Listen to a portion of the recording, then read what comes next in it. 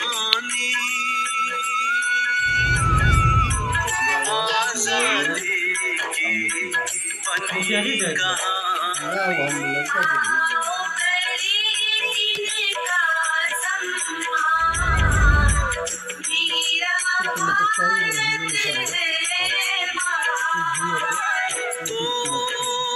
बनी देश की माटी से तिलक लगाए, आओ देश की शान बढ़ाए, आजादी की बनी क्या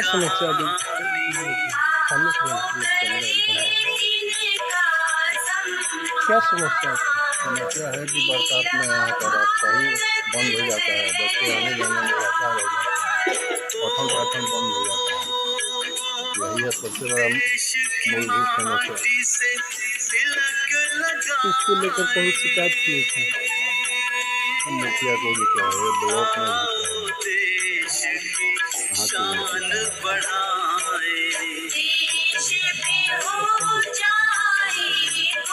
अभी जो सतवरिया गांव बोला जाता है, राज कुमार शुक्ला जी जो आज़ादी के दौर में काफ़ी उनकी भूमिका रही है। चंपारण के जगहों से जो शुरुआत हुई थी सत्याग्रह का, जो चंपारण के नायक कहे जाते थे राजकुमार शुक्ला जी, ठीक उन्हीं के दरवाजे पे अभी हम उनके बेटी के लड़के जो नाती कहे जाते हैं मणिभूषण जी, उनके साथ अभी हम बैठे हैं और उनसे हम जानने की कोशिश कर रहे हैं कि अभी क्या मतलब कौन सी दौर से, कौन सी दशा से ये परिवार गुजर रहा है और इस गांव में कौन कौन से सुविधाएं सरकार के द्वारा दी गई है, नहीं दी गई, उस सारी चीज़ों के सारे बिंदुओं पे हम प्रकाश डालने की कोशिश करेंगे। सर, आपका बहुत बहुत स्वागत है हमारे चैनल में।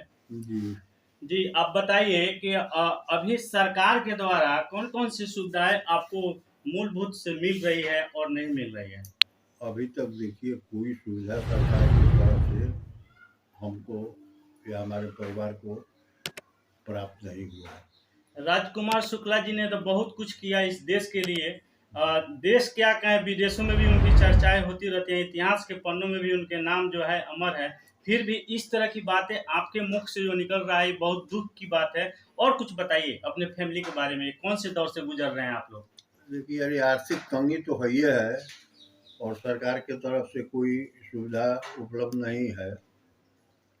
और ज़्यादा आपको क्या बताएं, उन्हीं के संपत्ति का जो थोड़ा सा भाग था उसी का उत्तराधिकारी हूँ हम।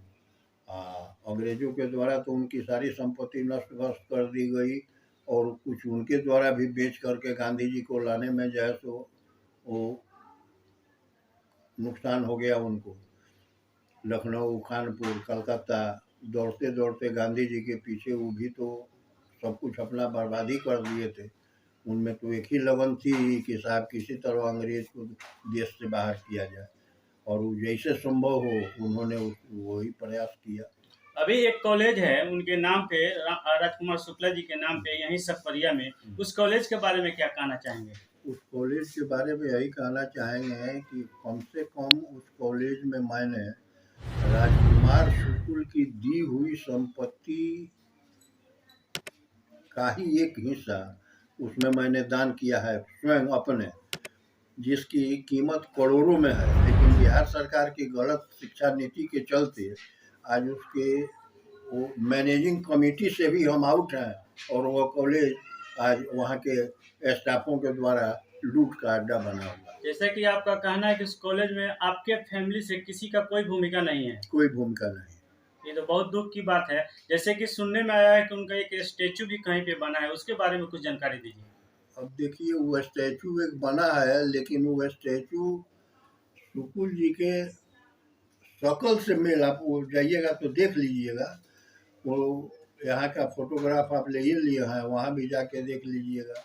या तो बनाने वाले की कमी है या वो किसी दूसरे का उनके चेहरे से मेल नहीं खाता है। मतलब उनके चेहरे से अलग बना दिया गया, अलग दिशा में बना दिया गया है। अलग दिशा में बना दिया गया। बिहार सरकार से क्या मांग करना चाहेंगे हमारे चैनल के माध्यम से? बिहार सरकार से क्या मांग हम करेंगे? जो बिहार सरकार एक स्वतंत्रता सेनानी को दे सकती है वही अपेक्षा है उससे। मांगने से ये सरकार क्या किसी को देगी? अपने गांव के कुछ दशा के बारे में बताइए। अब गांव का दशा तो आप स्वयं प्रत्यक्षदर्शी हैं। दरवाजे तक आने के लिए बरसात में सड़क नहीं है। आप तो स्वयं देखिए क्या है।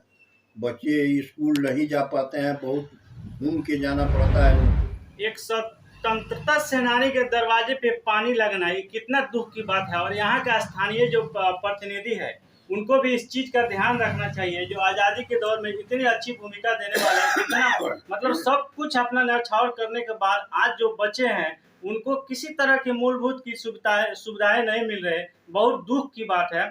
बाकी हम इसके बारे में जानकारी और कुछ लेना चाहेंगे। नील की खेती के बारे में कुछ बताइए। राजकुमार शुक्ला जी काफी जोरदार विरोध किए थे इसी चंपारण साठी में नील की खेती का जो शुरुआत हुई थी उसके बारे में कुछ चर्चा कीजिए। देखिए, नील की खेती में अंग्रेजों ने नियम बनाया था कि हर किसान को बीघा में 3 कट्ठा कंपल्सरी नील की खेती करनी होगी। उसमें कोठी से यानी अंग्रेज के द्वारा कोई किसान को सुविधा नहीं दी जाती थी। बेगारी समझिए उसको, मुफ्त में। और सबसे अच्छे खेत के टुकड़ों में ही नील की खेती होती थी।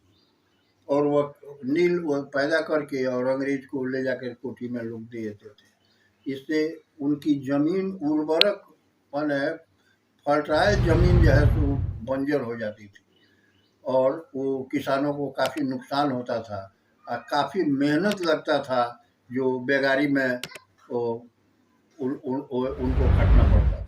अंत में कुछ कहना चाहेंगे हमारे चैनल के माध्यम से? क्या कहेंगे, ये तो कहते कहते तो हम आज 80 के पार हो गए। अब क्या कहना है, कितना सरकार आया गया, लेकिन दिशा और दशा में कोई परिवर्तन नहीं। आप देख रहे हैं नेशनल न्यूज बिहार और मैं मुकेश कुमार, और हमारे साथ राजकुमार शुक्ला जी के नाती मणिभूषण जी हमारे साथ हैं और अपने दुख भरी कहानी इन्होंने हमारे साथ रखा है हमारे चैनल के माध्यम से। जय हिंद, जय भारत।